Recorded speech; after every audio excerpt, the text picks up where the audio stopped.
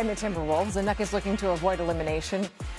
But the Timber Pups are injury-riddled, to say the least. Julius Randle entering the arena wearing Dante DiVincenzo's jersey. He's out with the torn Achilles. No Anthony Edwards or Ayo Dosunmu in this one. Mid-second quarter, Nuggets down 1, now up 2. Shot clock was winding down in Nikola, waiting for the Timberwolves. 110-98. Next up, bring on the Spurs. Denver had the chance to pick who they wanted to play coming down the stretch, and they chose us. And we used that as a motivation all the way through preparation and through the series. They chose us. They didn't have to choose us. They chose us, and our guys were up for the challenge of that. So. We believed that we were going to win. You know, I know a lot of people didn't pick us to win or whatever it is, but, you know, our internal belief of as a team was that we had enough to win. And we took a lot of hits this series, but our mental toughness fought through all the challenges.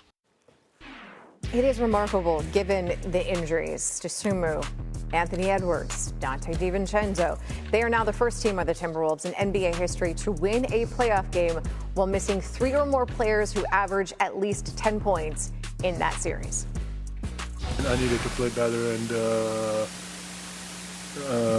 and I must play better. Just you know, I think I was getting in the rhythm from the third game, a little bit better in the rhythm, but I needed to play much better.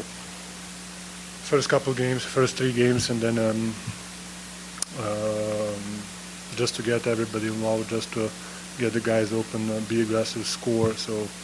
I mean, to give them credit, they were better this series, definitely.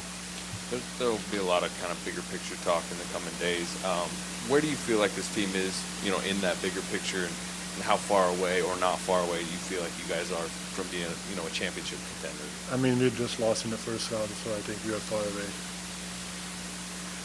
Do you feel like changes, or like what type of changes? I mean, that's not my decision, to be honest. Definitely, if you're in Serbia, we'll all get fired. Nikola, I can get a sense from it from some of your answers, but just what is your level of disappointment? I'm disappointed, yeah. I'm disappointed. You've said you want to spend the rest of your career with the Nuggets. Has anything about this season changed that outlook with your extension looming this offseason? I still want to be Nuggets forever.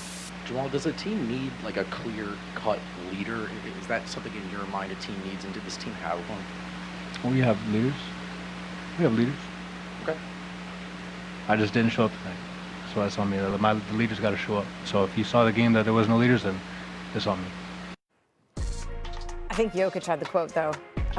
If we were in Serbia, we'd all get fired. I mean, obviously, it's a disappointing end to the season again, because since winning the title in 2023, Denver has yet to reach the conference finals, and the Wolves have ended their season in 2 of the last 3.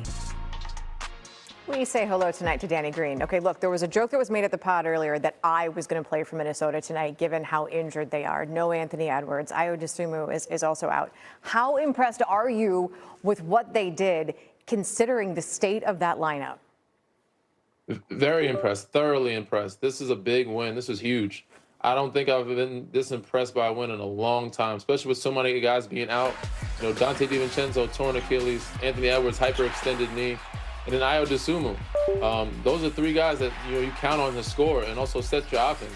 But give a lot of credit to Jaden McDaniels. This guy really stepped up and shown what he could do. Naz Reid was great as well, and Terrence Shannon Jr.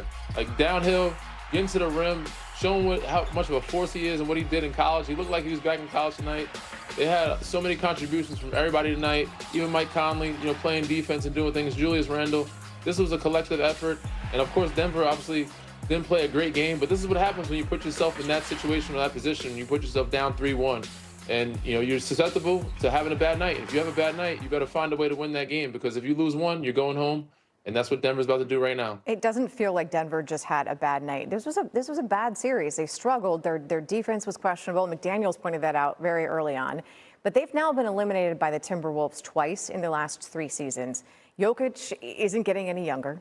I mean, that happens to all of us. But when you look at the window for this team, like, how much has it closed? It's closed a little bit. They still have a couple of years with this group, and it just shows you how important Aaron Gordon is to this club. They needed him dearly. And from the start, he wasn't healthy when he came back the one game with the calf. He's got to be 100% even throughout the season. If they had him throughout the season, the seeding might have been different. But this is just a bad matchup for Denver. For some odd reason, they don't play well against Minnesota. Minnesota plays extremely hard and extremely well when they see the Denver Nuggets jersey. So this was just a bad one for them. They could fix some things and maybe change some things roster-wise, but they got to change their mentality and mindset first. You can't let a group like this, these young guys come in, look you in your face and tell you how bad you are and show it to the world and, prove you wrong and send you home packing. That's just bad for business for an organization. All right, well, speaking of health, we now have some health. Ernie Johnson, Shaquille O'Neal, disposing of his gum, Kenny the Jet Smith, and Charles Barkley. Somehow, shorthanded, they're getting this done. Not only with the starting backcourt out, but then Ayo Dosunmu also not going. But, Ernie, we always we talk, we're like, man, they're not playing with any energy and desperation. That's energy and desperation. That's what we were saying tonight earlier. Yeah, yes, it is. Yeah, like when we watch those games, we're like, last night, man, the Lakers just think this is a regular game, or some of the teams we've seen.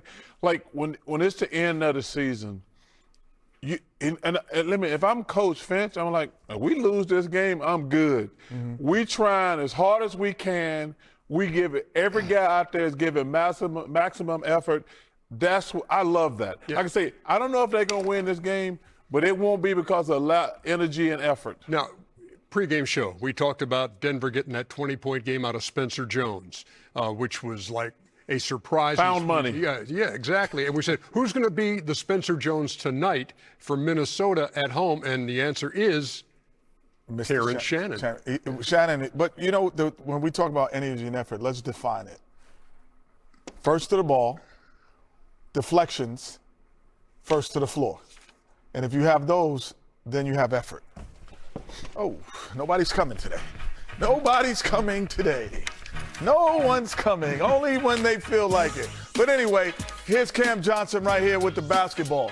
And he's making the pass here. Jokic is back. Get it back door. Freeze it here. I'm coming over to help. Who's going to get this 50-50 ball? Who's going to get it? Let's see. Now we get down to here. We get on the floor. Shannon, he's getting the 50-50 ball. Get it to the rim. Get downhill. Once I get downhill, boom, see you later. Dunk. Again, coming down here. Can I get down? I knew it.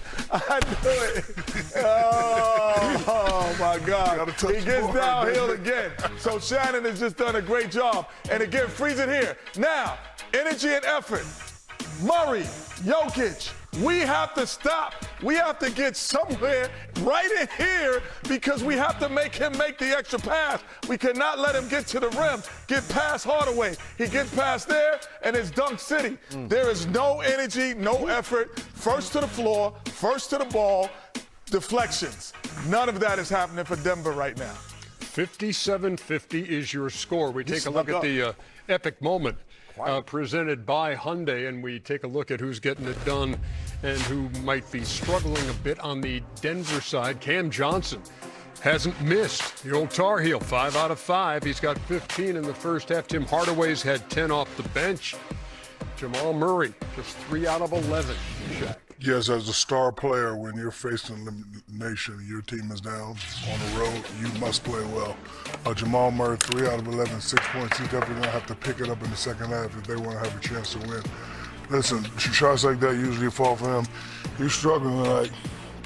Minnesota's doing a great job of, making it really tough for him, but he's missing a lot of chippies. But again, Joker with 9 points, Jamal 3 for 11, 6 points. That's definitely not going to get it done against an energetic Minnesota team. However, there's still another half of basketball to play, and we know Jamal is a player that plays well in spurts. So if he can pick it up and the Joker can pick it up, I still like that chance. And if you look at, it's been a perfect, if you're Coach Adam and you're like, my role guys doing their job. My 2 best players are the guys who aren't doing their job. Joker and Jamal, they're not playing well. So if you got Hardaway and Cam Johnson, they're doing their thing. But your 2 best players, they to me are the 2 that's struggling. Joker did not have a good first half. Jamal did not have a good first half. But man, the energy level coming from them Wolves, man. They made me proud. I said, hey, we might not win this game, but we gonna give it to y'all. Joker, by the way, 2 quick buckets to start the game.